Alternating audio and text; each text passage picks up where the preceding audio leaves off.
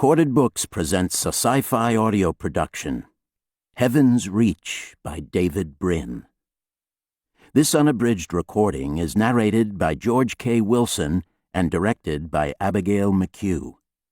This book is copyrighted 1998 by David Brin. This recording is copyrighted 2010 by Recorded Books. Sci-Fi Audio is an imprint dedicated exclusively to science fiction and fantasy titles on CD. From classics to bestsellers, cult hits to critically acclaimed award winners. And now, Heaven's Reach. Part 1. The Five Galaxies. What emblems grace the fine prows of our fast ships? How many spirals swirl on the bow of each great vessel, turning round and round, symbolizing our connections? How many are the links that form our union? One spiral represents the fallow worlds, slowly brewing, steeping, stewing, where life starts its long, hard climb. Struggling out of that fecundity, new races emerge, ripe for uplift. 2 is for starfaring culture, streaking madly in our fast ships, first as clients, then as patrons, vigorously chasing our young interests, trading, fighting, and debating. Straining upward till we hear the call of beckoning tides. 3 portrays the old ones, graceful and serene, who forsake starships to embrace a life of contemplation. Tired of manic rushing, cloistering for self-improvement, they prepare to face the great harrower. 4 depicts the high transcendence, too majestic for us to perceive, but they exist, making plans that encompass all levels of space and all times. 5 is for the galaxies, great whirls of shining light, our islands in a sterile cosmos surrounded by enigmatic silence.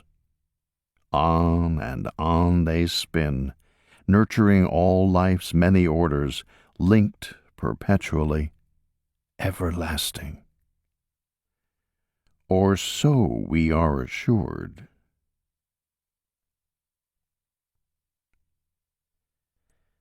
Harry. Alarms sing a variety of melodies. Some shriek for attention, yanking you awake from death-like repose.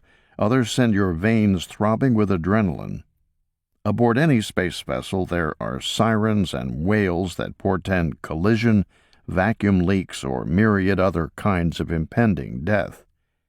But the alarm tugging at Harry Harms wasn't like that. Its creepy ratchet scraped lightly along the nerves.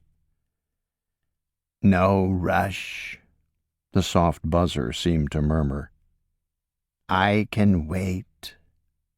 But don't even think about going back to sleep."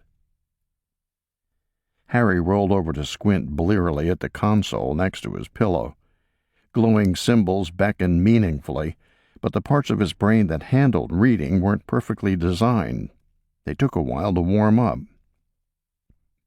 "Guh," he commented. "Wuh." Drowsiness clung to his body, still exhausted after another long, solitary watch. How many Duras had passed since he had tumbled into the bunk, vowing to quit his commission when this tour of duty ended? Sleep had come swiftly, but not restfully. Dreams always filled Harry's slumber, here in E-space. In fact, dreaming was part of the job. In REM state, Harry often revisited the steppes of Horst, where a dusty horizon had been his constant background in childhood.